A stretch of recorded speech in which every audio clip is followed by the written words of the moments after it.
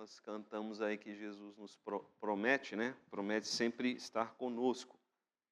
E o tema da nossa lição de hoje é uma mensagem consoladora. Conforme você que tem aí o material, João capítulo 16, a partir do verso de número 1. João capítulo 16, a partir do versículo de número 1.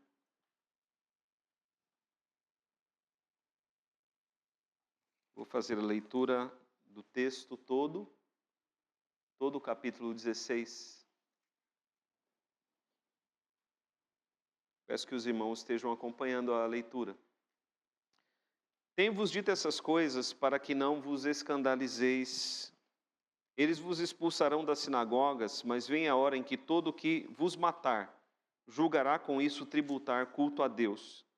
Isso farão porque não conhecem o Pai nem a mim.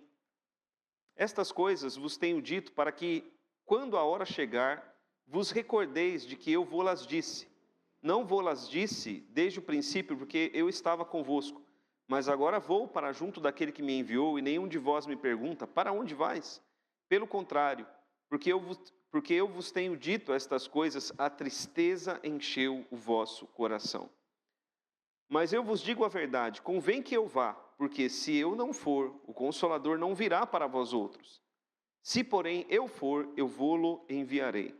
Quando ele vier, convencerá o mundo do pecado, da justiça e do juízo. Do pecado, porque não crê em mim. Da justiça, porque vou para o Pai, e não me vereis mais. Do juízo, porque o príncipe deste mundo já está julgado. Tenho ainda muito que vos dizer, mas vós não podeis suportar agora. Quando vier, porém, o Espírito da verdade, ele vos guiará a toda a verdade. Porque não falará por si mesmo, mas dirá tudo o que tiver ouvido e vos anunciará as coisas que hão de vir. Ele me glorificará, porque há de receber do que é meu e vou-lo há de anunciar. Tudo quanto o Pai tem é meu.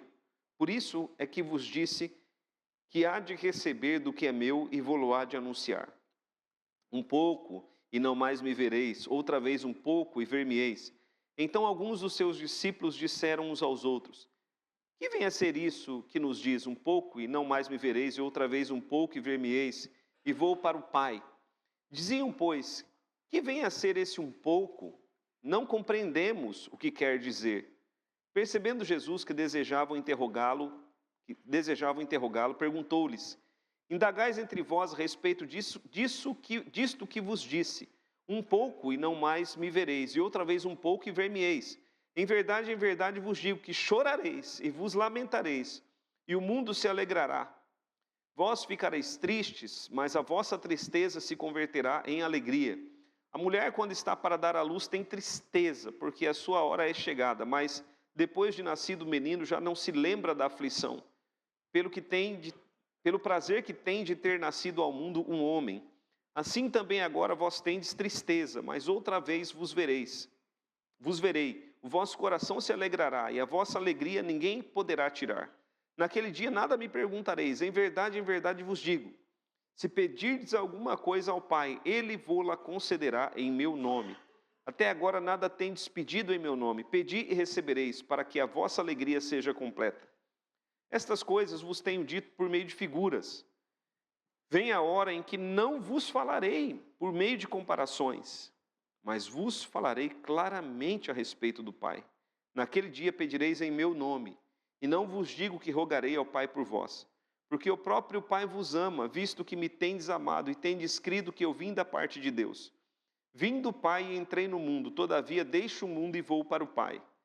Disseram os seus discípulos, agora é que falas claramente, não empregas nenhuma figura. Agora vemos que sabes todas as coisas e não precisas de que ninguém te pergunte. Por isso cremos que, de fato, vieste de Deus. Respondeu-lhes Jesus, credes agora? Eis que vem a hora e já é chegada, em que sereis dispersos, cada um para a sua casa, e me deixareis só. Contudo, não estou só, porque o Pai está comigo. Estas coisas vos tenho dito para que tenhais paz em mim. No mundo passais por aflições, mas tende bom ânimo, eu venci o mundo. Irmãos, vou pedir ao presbítero Ismael que faça uma oração a Deus.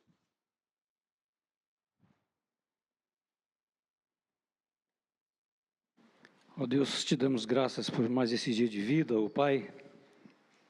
Te damos graças, ó Pai, por esta escola bíblica dominical, pela Tua palavra lida neste momento e pedimos a direção do Teu Santo Espírito, Senhor. Ao Teu servo que estará trazendo o estudo desta palavra e também a todos nós para que possamos entendê-la. Abençoa, Senhor, esta escola bíblica, todos os professores, alunos, aqueles que nos visitam. Abençoa, Senhor, o restante desse dia que é dedicado a Ti. Nós oramos, pedimos todas essas coisas em nome do Senhor Jesus. Amém. Amém. Meus irmãos, esse é um discurso, né, maravilhoso de Jesus. Depois, no capítulo 17, um dos textos mais belos da Escritura, a oração sacerdotal do nosso Senhor. Então, o tema da nossa lição, uma promessa consoladora. Vou passar aqui alguns slides, depois irei voltar neles, né? O significado da palavra consolador. Quero passar com os irmãos aqui algumas anotações, você pode anotar aí no seu material. O significado da palavra consolador. Nós já passamos aqui, já estudamos em algum momento o significado da palavra consolador, mas no capítulo 14, no versículo 16, Jesus já havia prometido o Consolador. Capítulo 14, verso 16. Alguém pode ler bem alto para a gente?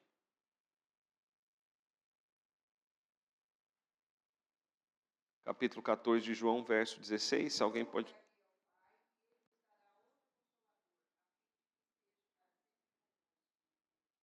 Então, um dos melhores textos para nós entendermos o significado da palavra consolador é João 14, 16.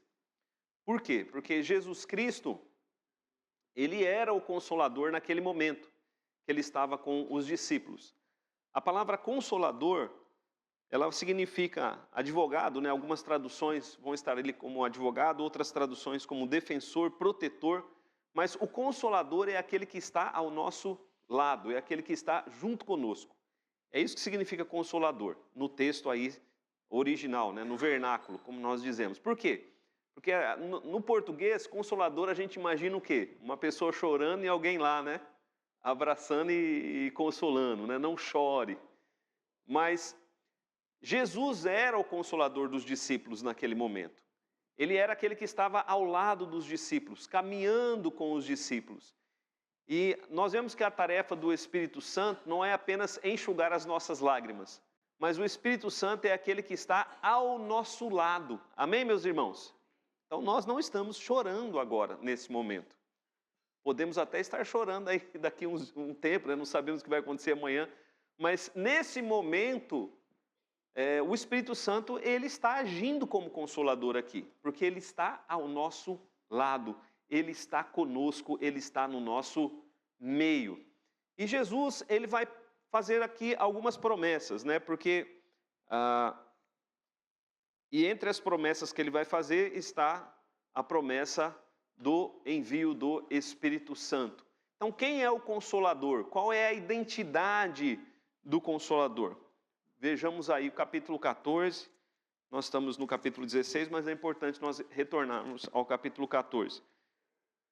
Capítulo 14, versículo 26, diz assim: mas o Consolador, o Espírito Santo, a quem o Pai enviará em meu nome, esse vos ensinará todas as coisas e vos falará lembrar de tudo que vos tenho dito. Né? Então, quem é o Consolador? O Consolador é o Espírito Santo. Ele é o Consolador. Então, no momento, Jesus era o Consolador, ele não deixaria os seus discípulos sozinhos, ele enviaria outro Consolador, que era o Espírito Santo. E o versículo 26 nos mostra que o Espírito Santo, ele procede do Pai. Ele procede do Pai. Por quê? Porque ele foi enviado pelo Pai. Mas o Consolador, o Espírito Santo, a quem o Pai enviará em meu nome. Né? Então o Espírito Santo procede do Pai, mas o Espírito Santo também procede do Filho. Ele é enviado pelo Pai em nome do Filho. E veja ali o capítulo 16 também. Vejamos também o capítulo 15, verso 26, aliás. Capítulo 15 de João, versículo 26. Quando, porém, vier o Consolador, que eu vos enviarei da parte do Pai. Interessante, né? Que por um lado o Espírito Santo vem da parte do Pai, em nome do Filho. Mas ele também vem da parte do Filho, né? Então ele procede tanto do Pai quanto procede do Filho. Vejamos ali o capítulo 16, versículo de número 7. Mas eu vos digo a verdade, convém que eu vá, porque se eu não for, o Consolador não virá para vós outros. Se, porém, eu for, eu vô-lo enviarei.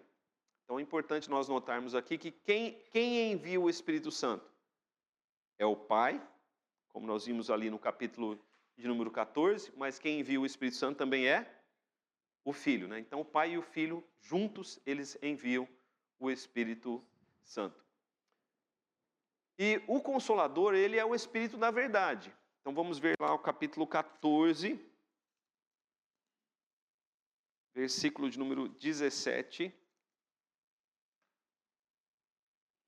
Quem achar pode ler.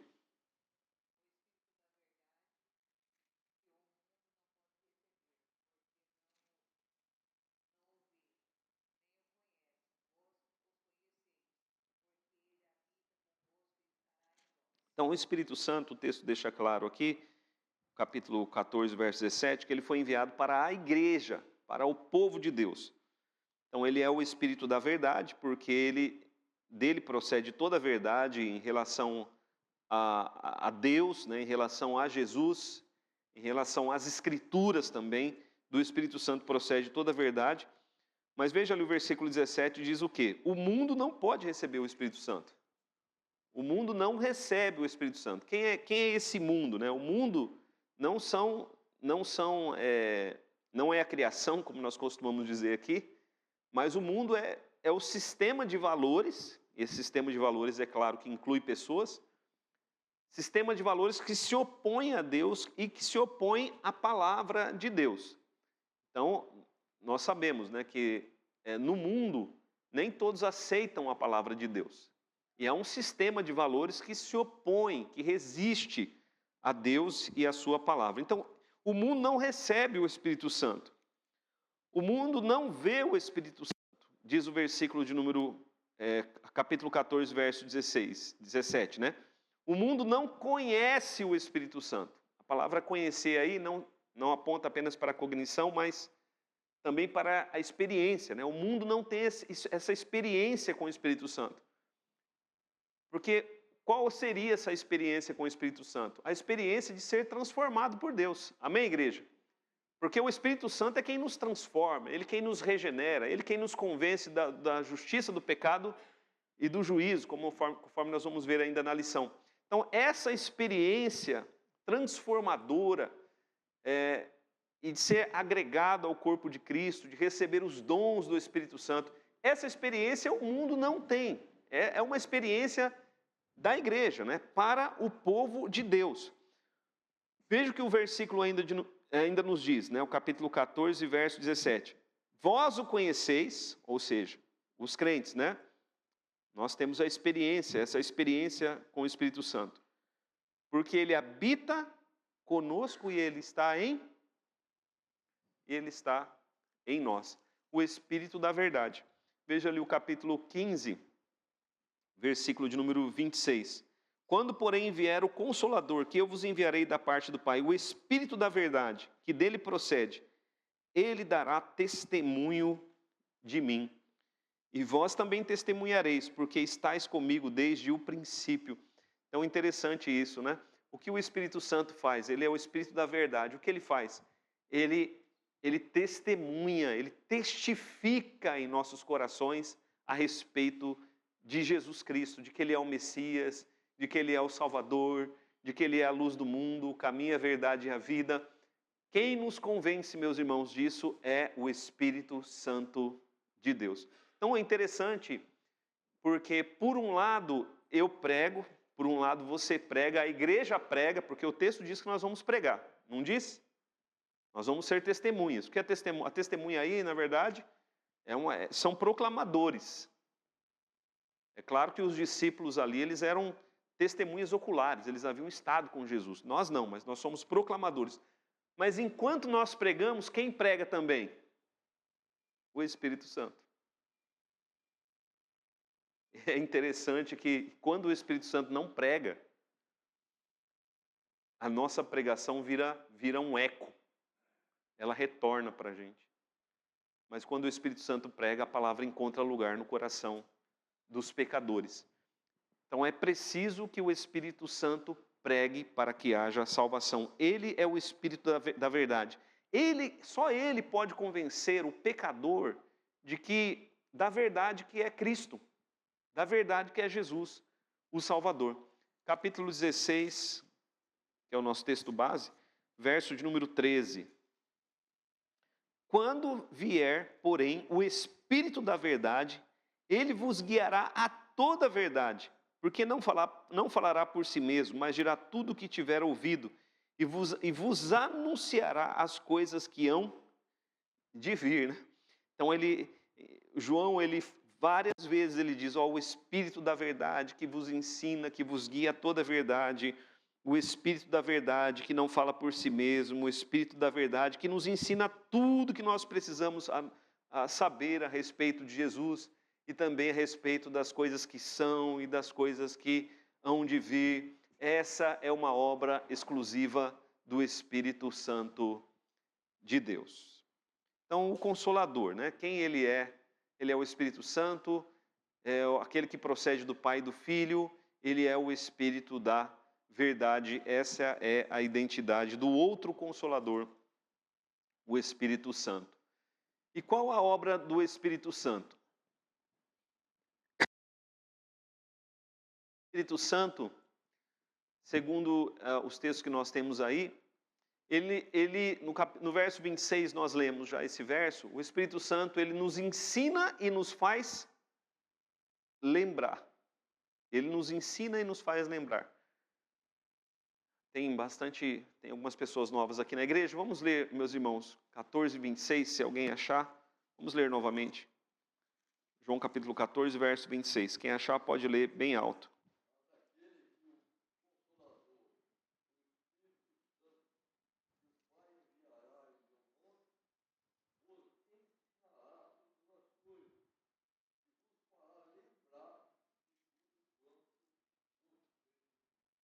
Então, o Espírito Santo, ele é um mestre, ele é colocado aí como um mestre, aquele que ensina.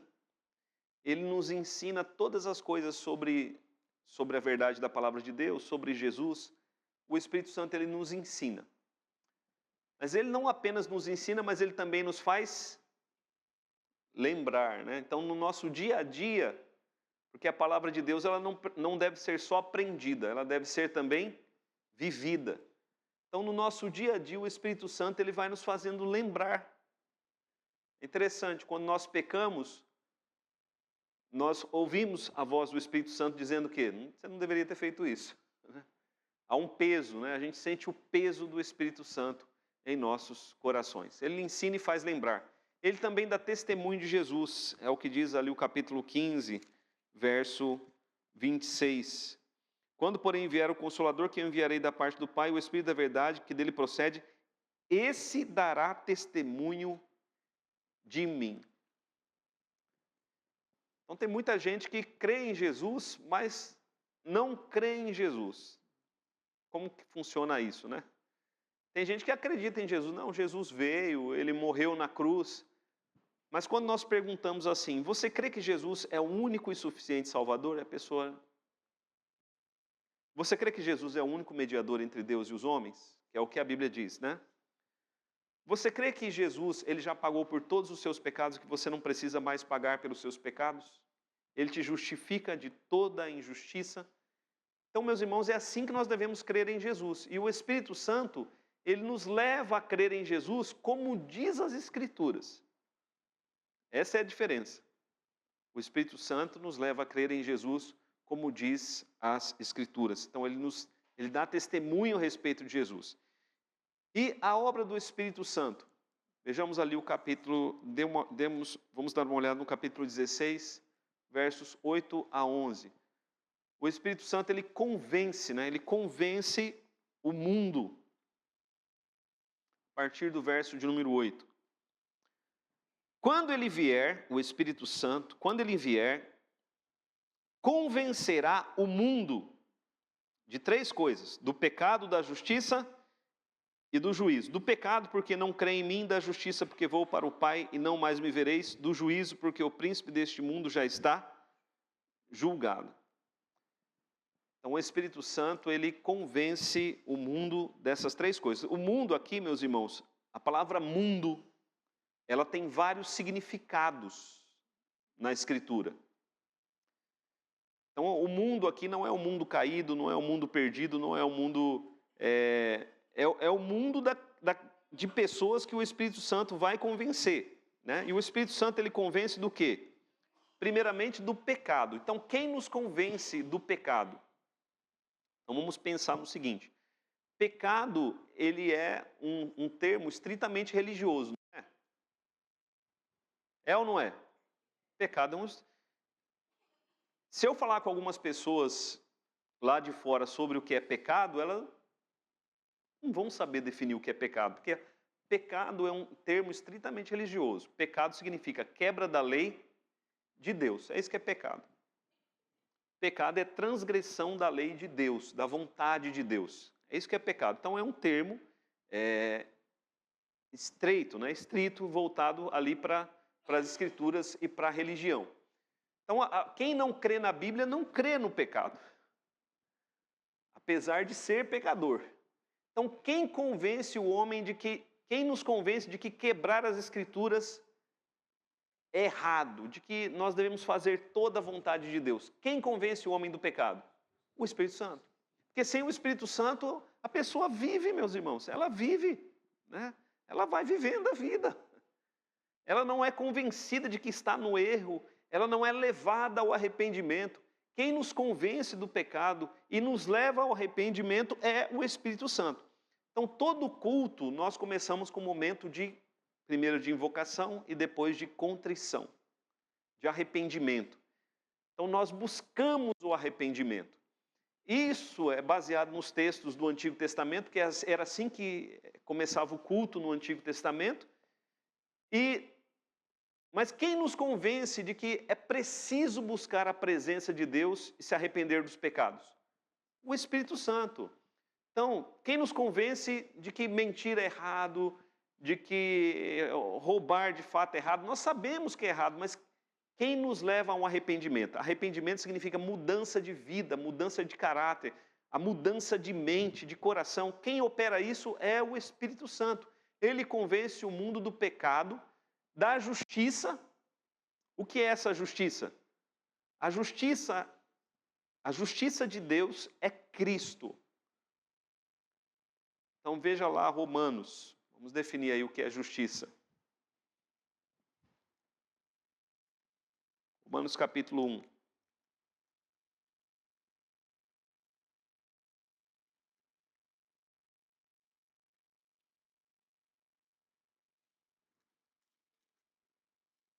Romanos capítulo 1.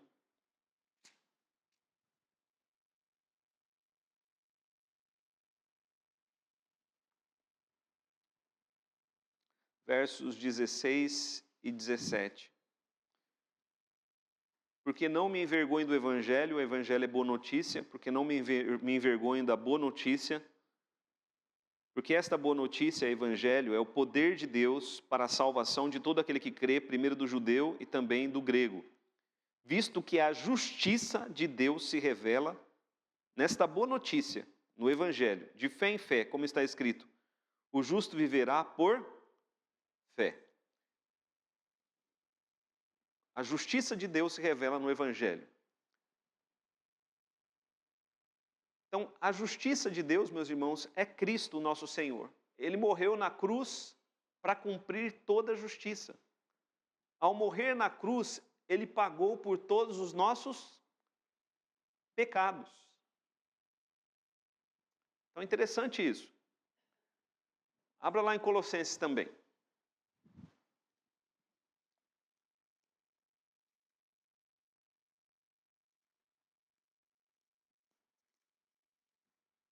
Colossenses, capítulo de número 2, versos 13, do verso 13 a 15.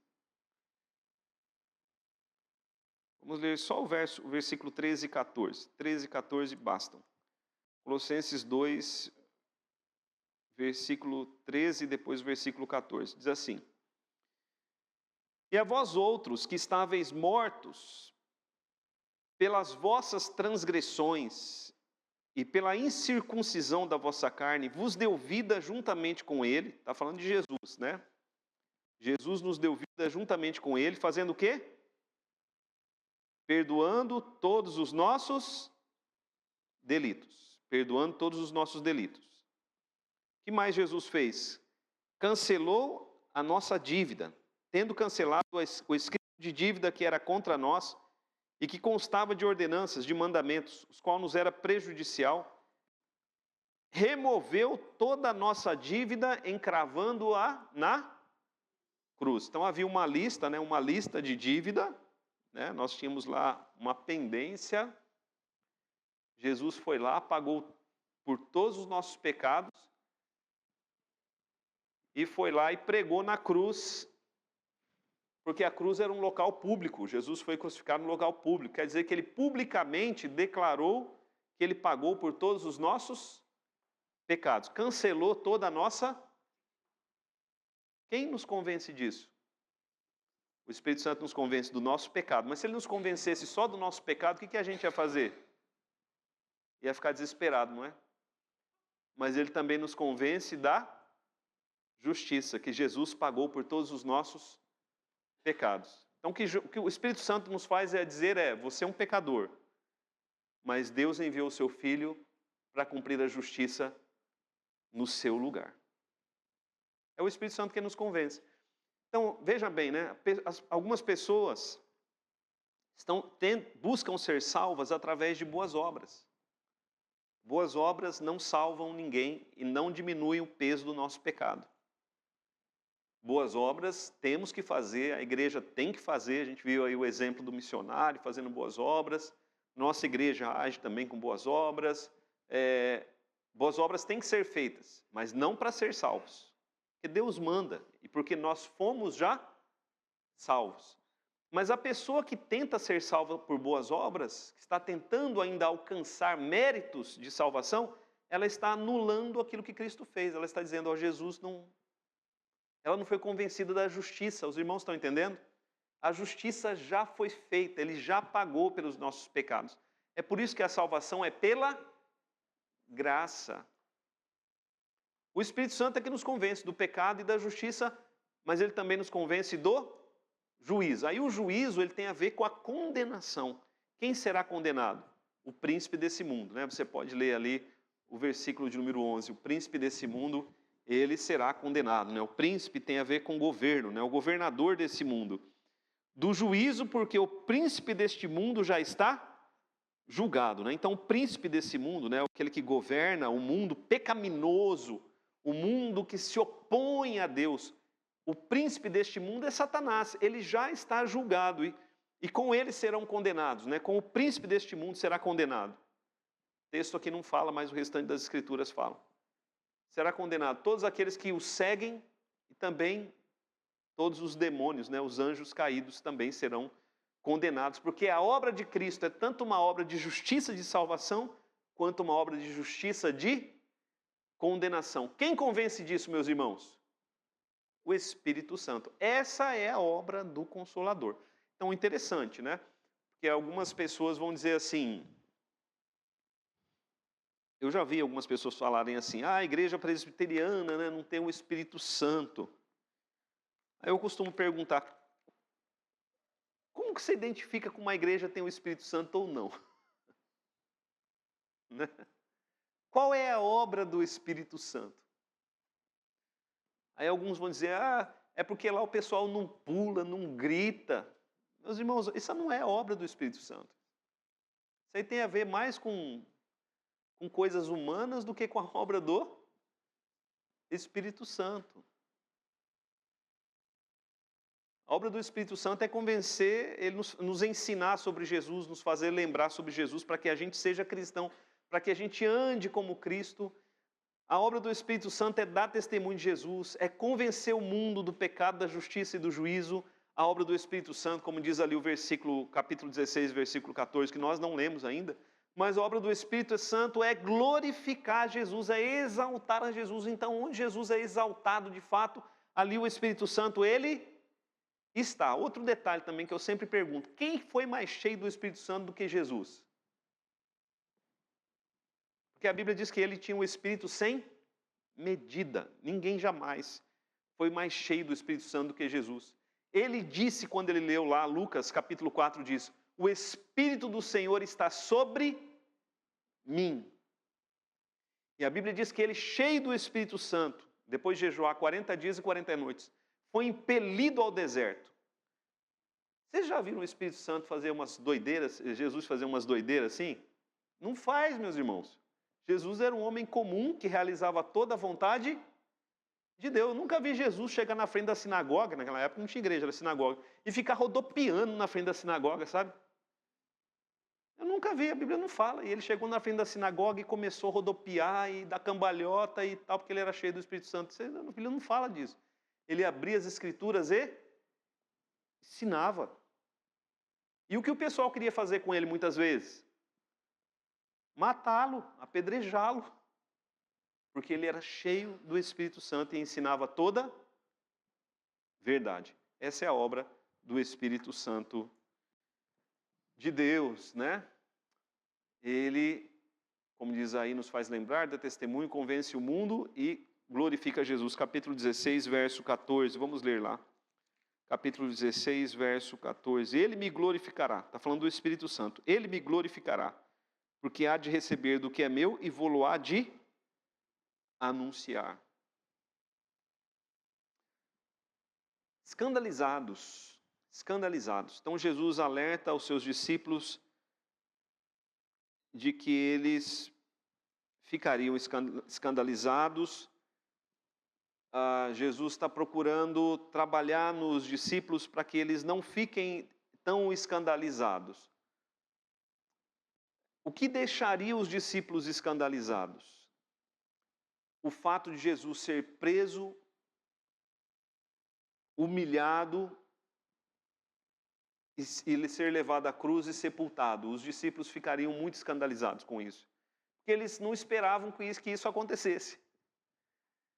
Eles esperavam que Jesus assumisse o trono de Israel. E fosse sempre o Cristo exaltado. E Jesus está dizendo, olha, vai acontecer algumas coisas aí. Jesus vai preparando eles. Vai acontecer algumas coisas. E eu vou para o Pai. Jesus fala um pouco por enigmas. Vocês vão todos ficar dispersos. Então, estou falando antes, porque quando acontecer, para vocês não ficarem tão escandalizados.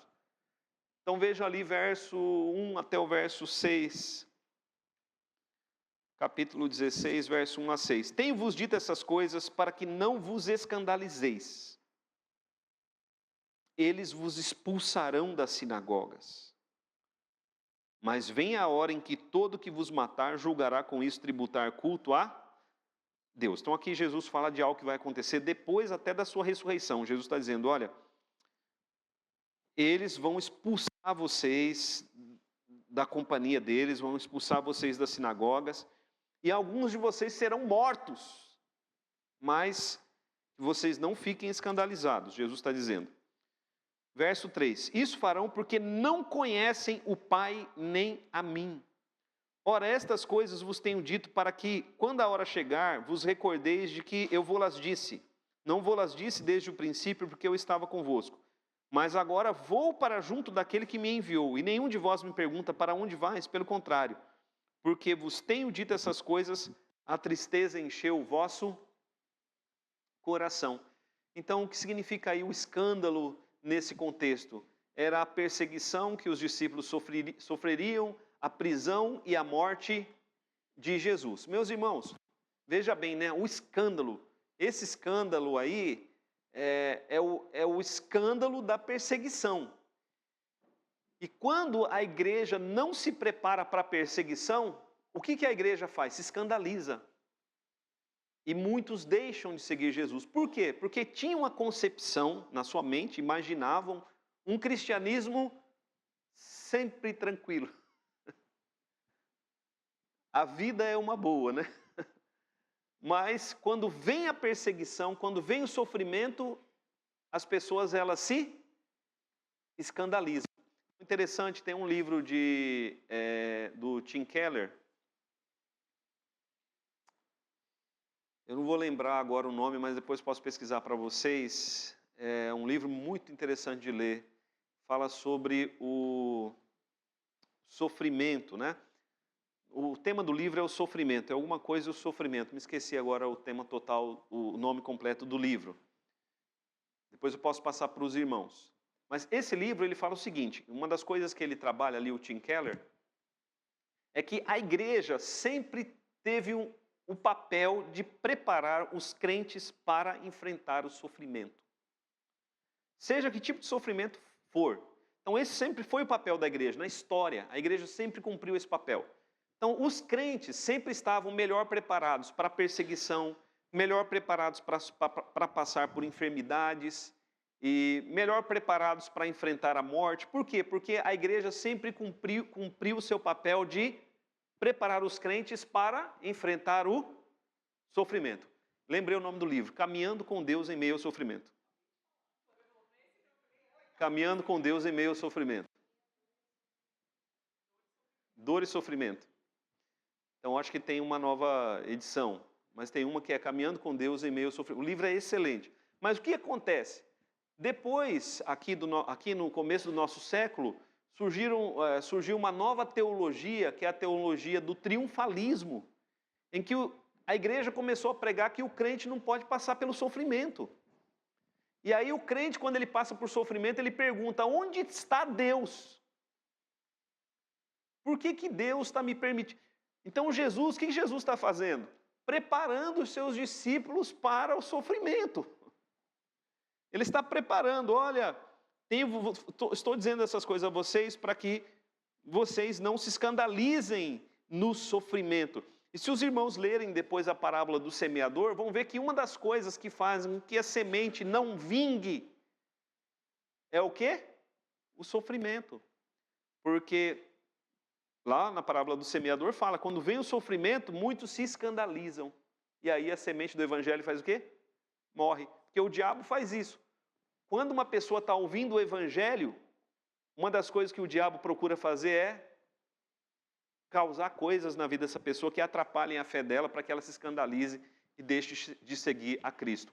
Então, como suportar o sofrimento? Como a igreja pode vencer o sofrimento? Temos ali 2 pontos, né? A igreja pode vencer o sofrimento ou suportar as dificuldades, primeiramente através do Consolador, que é aquele que está ao nosso lado. Em segundo lugar, através da esperança do reencontro com Jesus. No caso ali dos discípulos, o reencontro. No nosso caso, o encontro. Então veja ali o capítulo 16, a partir do verso 16, Jesus vai nos apontar esses 2 pontos. Ele diz assim para os discípulos, um pouco e não mais me vereis, outra vez um pouco e ver-me-eis. Jesus está falando da sua morte, da sua ressurreição. Um pouco eles não veriam Jesus, ele morreria. Daqui a pouco eles veriam Jesus porque ele ressuscitaria. Mas Jesus também está falando da sua subida aos céus. Um pouco Jesus subiria aos céus. E depois Jesus, ele voltaria lá dos céus. Porque quando Jesus subiu aos céus, o que Jesus disse para os seus discípulos? Da forma como vocês estão me vendo subir, vocês também vão me ver voltar, né? Aliás, então alguns dos seus discípulos disseram uns aos outros, que venha a ser isso um pouco e não mais me vereis, outra vez um pouco e ver-me-eis e vou para o Pai. Diziam, que venha a ser esse um pouco, não compreendemos o que quer dizer. Percebendo Jesus que desejava interrogá-lo, perguntou-lhes, indagais entre vós a respeito disso que vos disse, um pouco e não mais me vereis, e outra vez um pouco e ver-me-eis? Em verdade vos digo que chorareis e vos lamentareis. O mundo se alegrará, vós ficareis tristes, mas a vossa tristeza se converterá em alegria, porque a mulher, quando está para dar à luz, tem tristeza, porque a sua hora é chegada, né? A hora dela sentir dor. Mas depois de nascido um menino, já não se lembra da aflição, pelo prazer que tem de ter nascido ao mundo um homem. Assim também agora vós tendes tristeza, mas outra vez vos verei, e o vosso coração se alegrará, e a vossa alegria ninguém poderá. Jesus está dizendo que eles deveriam, em meio ao sofrimento, ter a esperança de que o reencontrariam depois. É isso que diz ali o versículo de número 22, final do versículo 22. Mas outra vez vos verei, e o vosso coração se alegrará. O dever e o privilégio da oração. Então Jesus está dizendo que muitas coisas iam acontecer, em meio a tudo eles deveriam fazer o quê? Orar. Esse é o dever da igreja. A igreja tem que estar sempre em oração, mas nos momentos mais difíceis nós oramos mais. Veja do verso 23 até o verso 28, ele fala sobre isso. Naquele dia nada me perguntareis, em verdade vos digo, se pedirdes alguma coisa ao Pai, Ele vô-la concederá em meu nome. Até agora nada tendes pedido em meu nome. Pedi e recebereis para que a vossa alegria seja completa. Quando Jesus Cristo subiu aos céus, o que os discípulos pediram, meus irmãos? O Espírito Santo. Eles ficaram ali orando até que Deus derramou o pedir e receber. Eles pediram e receberam. E quando eles receberam o Espírito Santo, a alegria deles foi completa. Essas coisas vos tenho dito por meio de figuras. Mas vem a hora em que não vos falarei por meio de comparações, mas vos falarei claramente a respeito do Pai. Naquele dia pedireis em meu nome, e não vos digo que rogarei ao Pai por vós, porque o próprio Pai vos ama, visto que me tendes amado e tendes crido que eu vim da parte de Deus. Vim do Pai e entrei no mundo. Todavia deixo o mundo e vou para o Pai. Então Jesus fala do nosso dever de orar, meus irmãos. Nós temos que orar. Orar em nome de Jesus. Orar crendo que tudo que precisamos Deus nos dará para o cumprimento da missão. E aí Jesus encerra aqui o seu discurso falando sobre paz na aflição. Isso aqui é muito interessante. Porque Jesus nunca disse, vocês não vão ter aflição. O que Jesus disse é, na aflição, paz. Vejam o versículo de número 2. Capítulo 16, verso de número 2. Eles vos expulsarão das sinagogas, mas vem a hora em que todo o que vos matar julgará com isso tributar culto a Deus. Versos 32 e 33. Eis que vem a hora, e é chegada, em que sereis dispersos, né? Sereis perseguidos, sereis dispersos, cada um para a sua casa. E me deixareis só, contudo não estou só, porque o Pai está comigo. Estas coisas vos tenho dito para que tenhais paz em mim. No mundo passais por aflições, mas tende bom ânimo, eu venci. A nossa paz não está em circunstâncias. A nossa paz, ela está numa pessoa. Jesus disse, tenhais paz em mim. A nossa paz está nele, nas promessas dele. Porque nós cremos que ele é o rei do universo, que ele governa todas as coisas, mesmo em meio ao caos, né? Porque na aflição, no caos, ele está governando e nós podemos ter paz nele, ainda que nos matem, como ele diz ali, se nos matarem por causa do Evangelho, né? Por causa do Evangelho, não por outro motivo. Mas se nos perseguirem e nos matarem por causa do Evangelho, estarão tributando até mesmo culto a Deus. Grande é a soberania de Jesus Cristo e ele retornará para o seu povo. Então vejam, meus irmãos, aqui, vamos para as nossas questões ali do texto. Você tem seu material aí, agora nós vamos responder.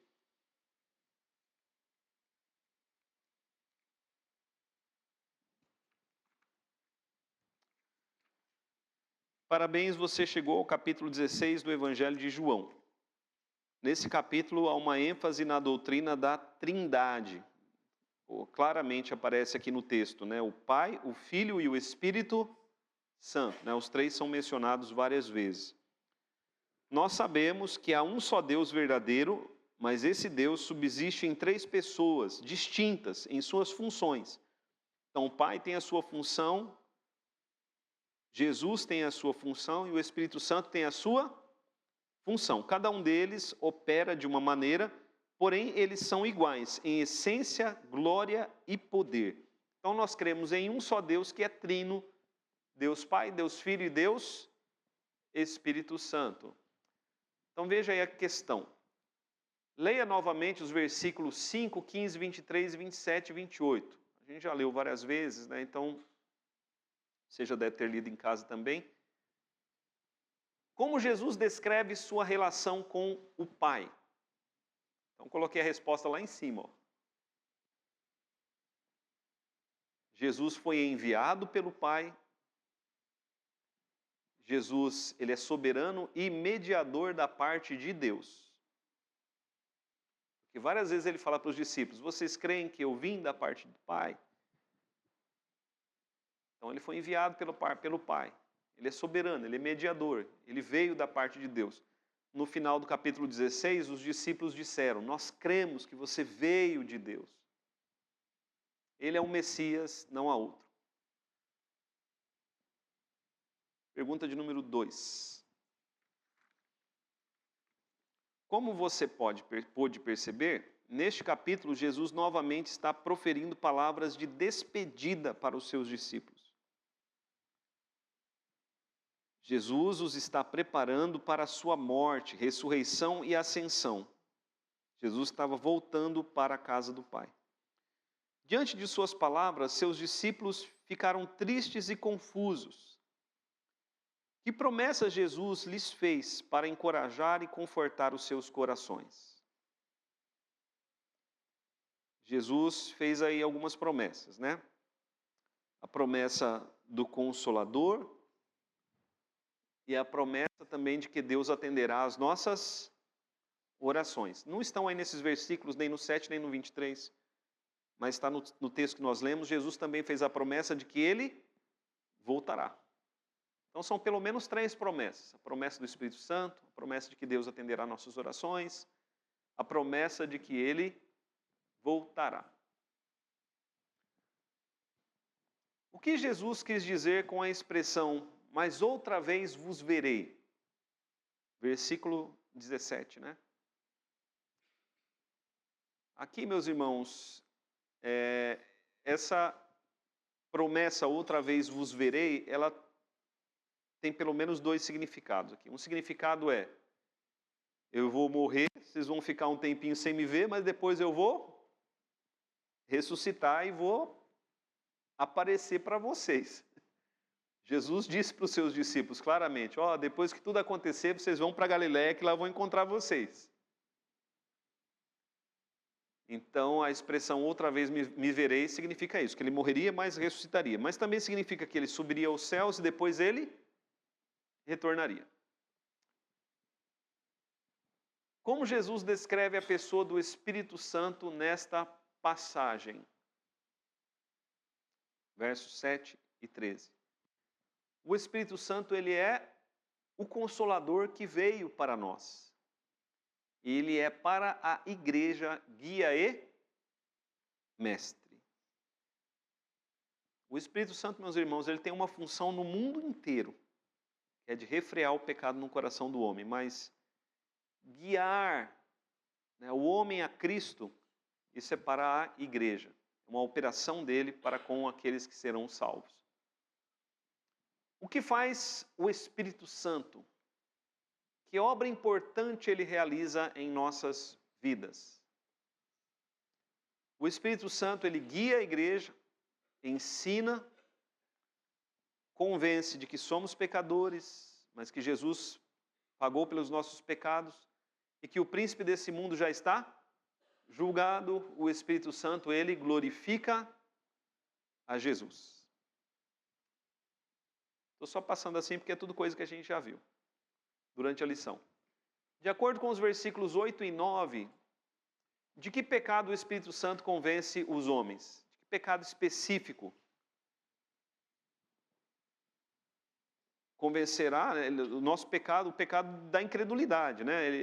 O Espírito Santo nos convence de que enquanto estivermos incrédulos com relação a Cristo, não somos salvos. Então o Espírito Santo nos convence, né, do nosso pecado, da incredulidade. O Espírito Santo ele nos converte, né? A palavra convencer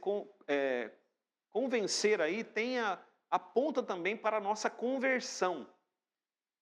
A palavra conversão significa mudança de mente, Ele muda a nossa mente, Ele muda o nosso coração, Ele nos converte. Ele nos livra da nossa incredulidade e nos leva a uma verdadeira fé em Jesus.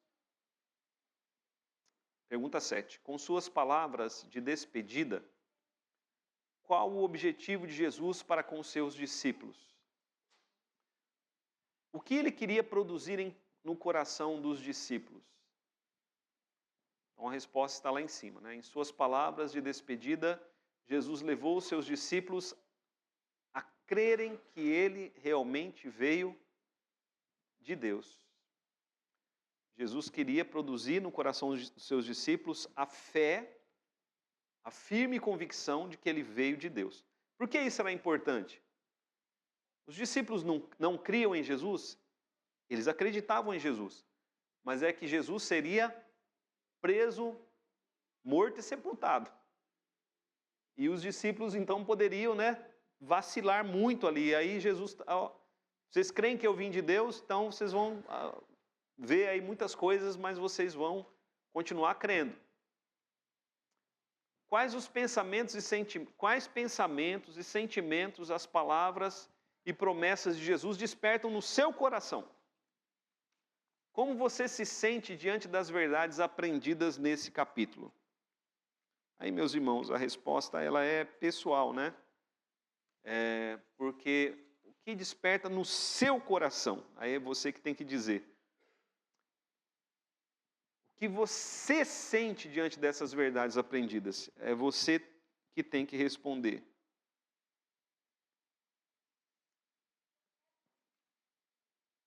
Eu coloquei ali uma direção, né?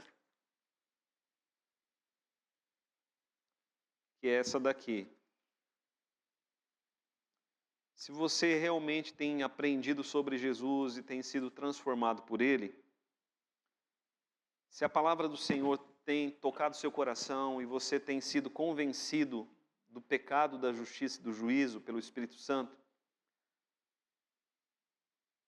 se você percebe o Espírito Santo te guiando até Jesus e te mostrando que Ele é o único caminho, a verdade e a vida, então o que você deve fazer, né? Olhe lá o que eu coloquei lá em cima.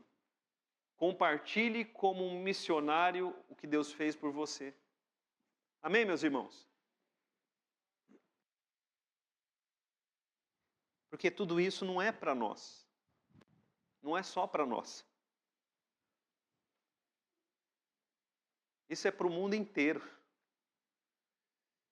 Interessante, né? O que é um trabalho missionário? Quando eu estava no seminário, eu aprendi que o trabalho missionário é como um mendigo que recebe pão,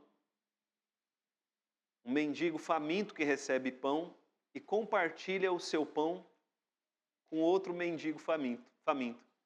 Quem é o mendigo faminto? Nós, meus irmãos. Nós estávamos famintos pelo pão da vida.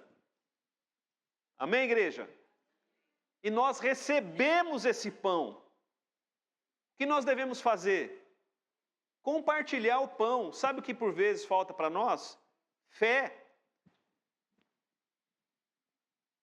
5 pães e...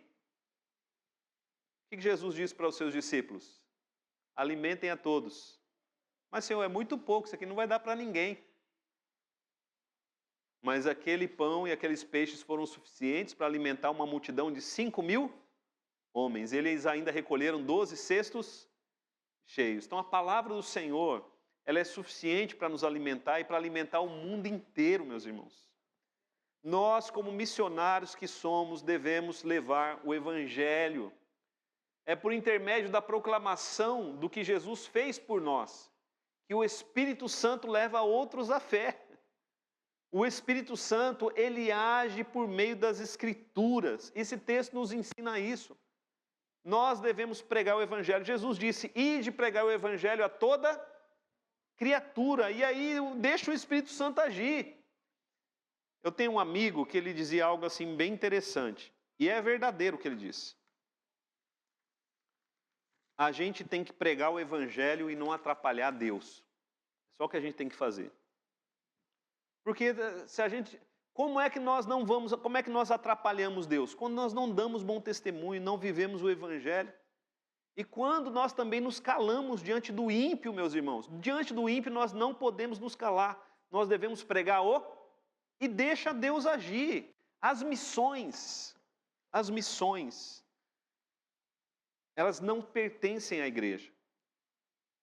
As missões são as missões de Deus. A igreja coopera com Deus. Não é isso que Paulo fala lá em 2 Coríntios? Nós somos cooperadores. As missões são as missões de Deus. E olha só o que Jesus está dizendo aí. Que promessa maravilhosa nós temos. A promessa de que o Espírito Santo está conosco. Ele habita em nosso meio. Ele é o nosso guia, o nosso mestre, que nos convence de toda a verdade. Tudo que nós precisamos, Deus já nos deu. Sabe o que falta para nós? Fazermos uso do que Deus nos deu.